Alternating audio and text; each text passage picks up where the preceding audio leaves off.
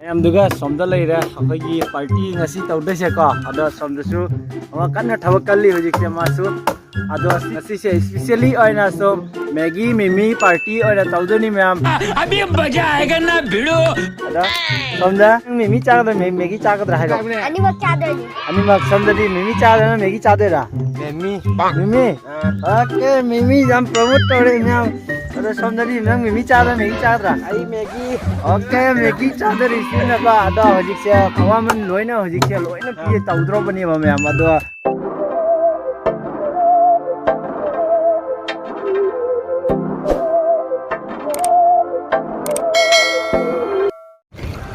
ꯃꯌꯥꯝꯗꯨ ꯍꯧꯖꯤꯛꯁꯦꯀꯣ ꯑꯩꯈꯣꯏ ꯃꯤꯃꯤꯒ ꯃꯦꯒꯤꯒ ꯁꯨꯝ ꯂꯧꯕ ꯆꯠꯂꯤ ꯍꯧꯖꯤꯛꯁꯦ ꯉꯁꯥꯏ ꯋꯥꯏ ꯑꯉꯥꯡꯁꯤꯡꯅꯀꯣ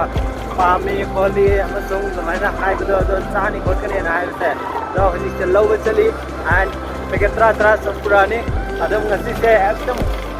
ꯌꯥꯝ ꯊꯤꯅ ꯅꯨꯡꯉꯥꯏꯅꯦꯅ ꯈꯜꯂꯤ ꯃꯌꯥꯝ ꯑꯗꯨꯝ ꯌꯦꯡꯃꯤꯟꯅꯁꯤ ꯚꯤꯗꯤꯑꯣꯁꯦ ꯃꯤꯠꯌꯦꯡ ꯇꯝꯃꯤꯟꯅꯁꯤ ꯑꯗꯣ ꯃꯌꯥꯝ ꯍꯧꯖꯤꯛ ꯚꯤꯗꯤꯑꯣ ꯕ꯭ꯂꯣꯒꯇ ꯑꯅꯧꯕ ꯑꯣꯏꯔꯗꯤ ꯄ꯭ꯂꯤꯖ ꯁꯕꯁꯀ꯭ꯔꯥꯏꯕ ꯑꯗꯨꯝ ꯇꯧꯕꯤꯔꯝꯃꯣ ꯑꯗꯨꯑꯣꯏꯗꯤ ꯌꯦꯁ ꯌꯦꯡꯉꯁꯤ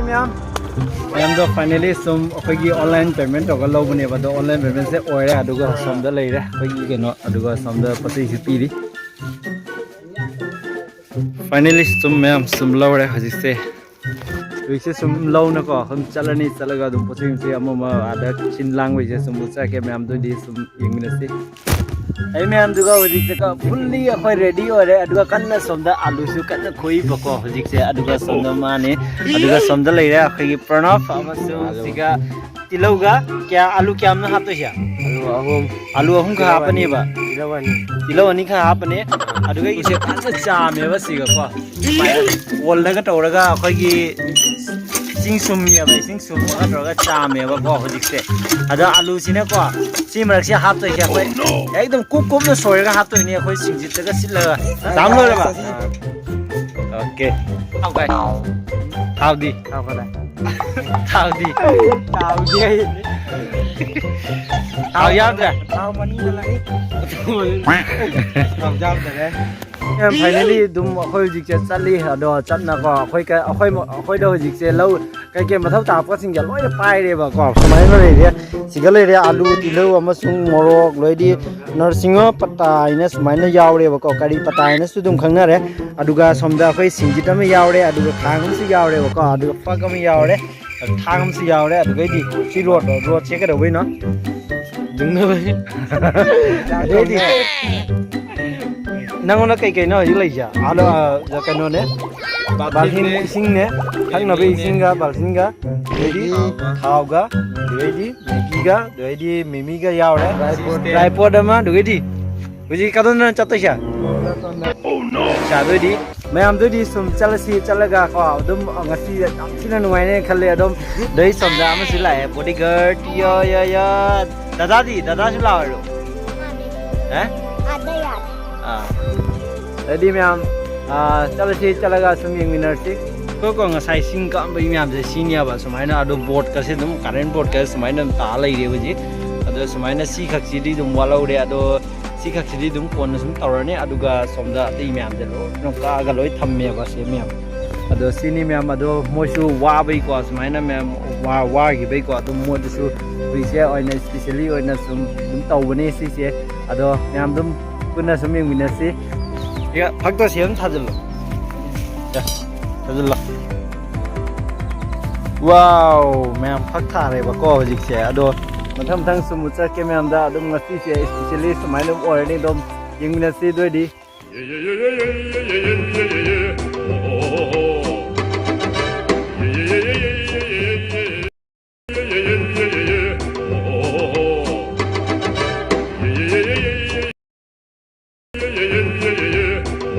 आई मैम दुगा हजिकसे अखोय चाफम की प्लेस को समाइनो दम लैरे सिनी मैम अदो समदा समाइनो लाग को सिसे समाइनो दम लैरे अदुगा समदा लैरे अखोय की हीरो मैम सु लैरे बको अदो समदा पार्टिसिपेट अखोय मरक यावदो से समाइनो सम लैरे सिगा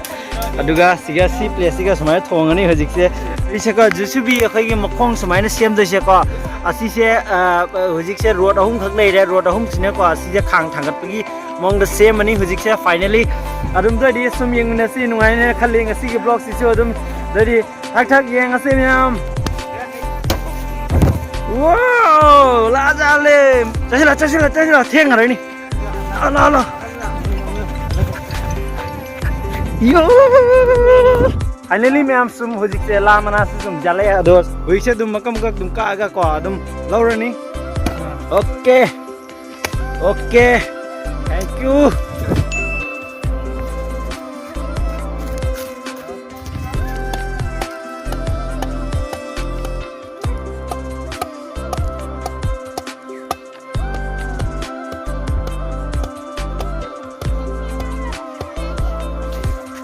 เอาไม่เอาดูหุ่นเจค้างนี่สมัยนั่นเลยนี่อะไรไม่เอาหุ่นเจเขากันแล้วนี่สมดาใครกี่จานในทางนี้มีอันจะเลิกเป็นเอาโคนักว่าสมัยนั้นตอนนี้หุ่นเจสมดาลามันน่าสุดสมัยเลยอะไรสมดาทางในสิ่งชั่วมาสมัยนั้นเลยนะเท้าทุ่มล้มมันยาวเลยมีอันอะไรหุ่นเจดมเขากันแล้วสิเลยดี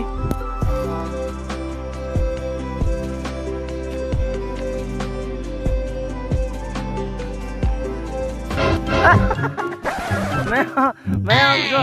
ข้างรถเป็นเอาปุเรศอะไรดีวันนี้จะไม่เป็นเอาปุเรศเอาการีวาเลียบเด็กก็ไม่เอาซุ่มยังวิวจะอาวัตเสกก็วันนี้จะไม่สุขันนะวันนี้เอาแค่ซิงเซวาเลียบก็ไม่เอาเธอซิงเซสายจะซุ่ม available นี่ซุ่มหุ่นเจ้าดุมมันต่อก็ดุมทีเดียวก็หุ่นเจ้าดุม lower นี่ada sing je sumai na torga purani ba ko ado siga paisalla khachal lega hojik je totally oina chum haurani ba hojik se adum dadi ai hakolani te okay dadi me am sum yang minasi da me am sing me am hojik se moi na sum paire ba hojik se ko ado jamji na thagat ningai ni do hi am to slow hi okay hi somdadi okay somdadi hi to slow okay ada si patra se ko somda akhoi la rom da thambagi la da khaido thambai ko alu sina ko akhoi gi siga makum soidoi ni ba ada mem sumaina huji ke thammani siga hap ja bang hat chalani ada che khaido si se okay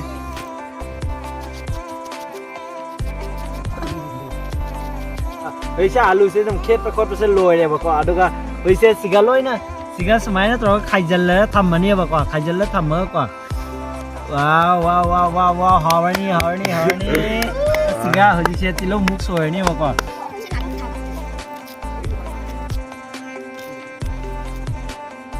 adam yam ko hoji se akhoi tawi se ko sum alu tilo amama samaina akhoi gi hap ko khatang atupa mong da thong bagi na chau bani adam yam ada samaina kai nang di chara ba alu tilo amama hap ka megi mimi thong ba da samaina cha bro okay nang di chara ba okay nang di ada rohiti chadri ada sisia myam ko samaina khutong se sisia khoi aham sum oidoni sum myam da sum chra ke ngasi interesting oidoni sum yang mina si myam do hu se ko thau sum hai ye tora do tha jarni si na jarni ba ko begi hu se tilau thadani ada myam ko hu se thunga moroka samaina hapchalani ba ko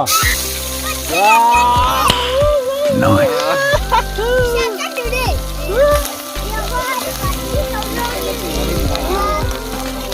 em đã alu siu hiji che hapta lang ngore ni punna daga samaina wow ai din no dai ada samda khai ngas cameraman se mau mani hiji che ko adu gai gi hiji che samda lai ye ba ko ada me am hiji che samaina su khai gi alu ga tilau ga ma alai bangai ko samaina su hapta le kari pata ju ke tang ka thalo do me am hiji che ko kari pata ju hapta le ado ha ka fry to ni ba ko ado me am sini ado hiji che nu ai ne khan le ba ko ado atai su hiji che maggi mathang tawa maggi mimi alai ba lo pro mix to na hapta le ni mix to hapta le ko ado gai gi khai gi sing kari ka ado mathau tawa ga ha ba ko khara sum ha ba ko khai gi mai je ga phatak lao e tro ga cha ba yari ni do me am da dai ha da ha le da ha do hau ni somda hau ni okay jalo main jalo somda mai wala di horen hau re ba isi una tha jal le jo hatlo mimi hatlo okay hatlo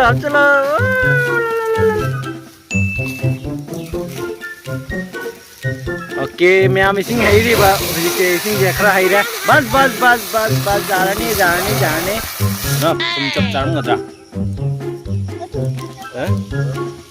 좀 자른 건 아니라. Yes, why Yes, not? darang muni. 에? Darang muni. nang đi kèm cha này rồi. Hả? Súc giam na. Thằng đó nó súc giam chuồng nhà, nó súc giam mà cha này bà. Wow. Nang đi. À, nó đi súc tang cho đi pi đi vậy. Ya bra. Ya bra. Súc tang cho đi pi đi vậy nó. Adam mẹ sung music sẽ có adam phagi adam tàu này adam mẹ cha beri ko accurate này adam cha đôi ni mai mai angam badum chana đôi ni bako adam yang mina thế đi adam mẹ ko music sẽ Maggi masala adam happy ado samdana akhigi mimi masala ne basi sẽ có mimi masala kamai được yang ke wow tasty masala mẹ tasty masala mix này na adam thà này ado samdadi cái yang thai yang ke Maggi masala đấy cái yang thai Sunda. Okay, ba na no new model rồi on cái đấy mẹ. Ada new version na tani ado khoi khutong yo ka yai na hai na khang some new version ai da all version ai da mẹ some comment se mai bira mo dam yeng mina si di. Wow. Wow mẹ truck lao đi wow mẹ. En mẹ am di some music se ko some loi na ko ado music se dum thang dar ni. Ada se thang dar se da. Chẳng qua li ngà tăng rồi. Tăng lên rồi cá rồi thì mấy giao gì mà lúc phần chân liền. Ada xong rồi đi cái thằng đó xe đó, nên cái đại em xe đâu. Thằng đó xe. Mẹ em lúc nó mẹ aya mà lúc kia đó thằng đó này hồi gì có thằng đó nó có xong adam xong đó su ở khơi nó chỉ nói lên. Wow. Ada mẹ em hồi gì có thằng đó bút nó chăm cái này sẽ xong ở đó place xe này mà có khơi nó tàu xe. Ada sini. Adam doi di ma'am some house dum yang minar si doi di ma'am wet to bido.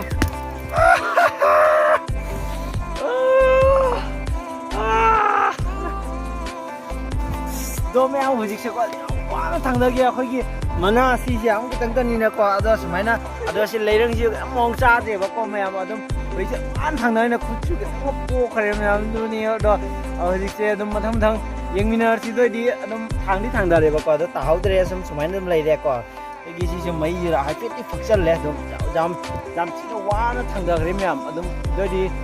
sao mà tăng chứ những mình là chỉ đôi đi mẹ sao chứ là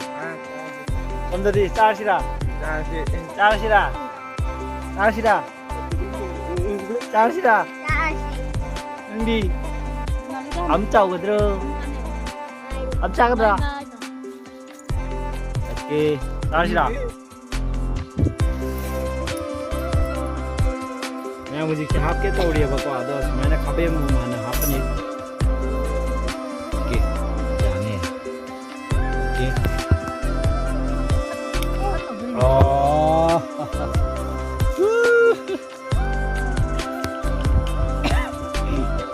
मैं हमको हजिक से अखाई room खाइदो खटक पसे लोय बको लोय ना हजिक से मम जले अदो मैं हम दुम हजिक से को मी से दुम चाम दे बटांगी को सुम जोन से दुम मठंग से लाए बको पार्टी तौरी है ना फम जा दो समझ ले अदो समझ सु समय ना मैं हम खाइदोงเลยरे बको अदो समझ ले रे की handsome नुपी अदो समझ ले रे का प्रणाम अदो समझ ले रे का रोहित अदगी समझ ले रे का की विवेक एंड समझ मैं हम समय ना रोई चारे बको हमना खांग तंगी दु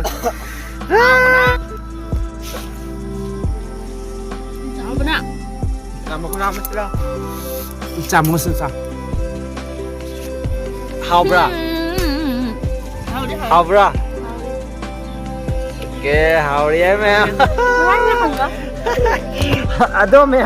ado me ko hojik te dum matham tha khoi zum char ne dum ado yang mina si me am nga ka char se hào breng hào đi me am hào đi bây giờ wah, Pranab se chai idhar ya kai ki hero Pranab. Ai yaad. Unaling se tuan hero. How are you, ma'am? How bra? Onki ra fagira. Onki. Okay.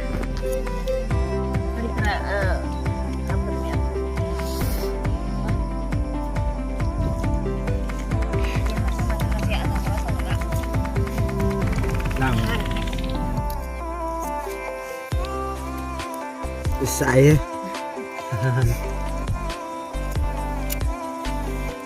ยัง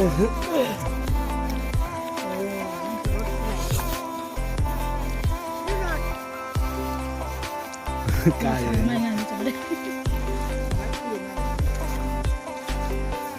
เอาเลยเอาเลย แล้วพอเลยเนี่ยได้คุยกัน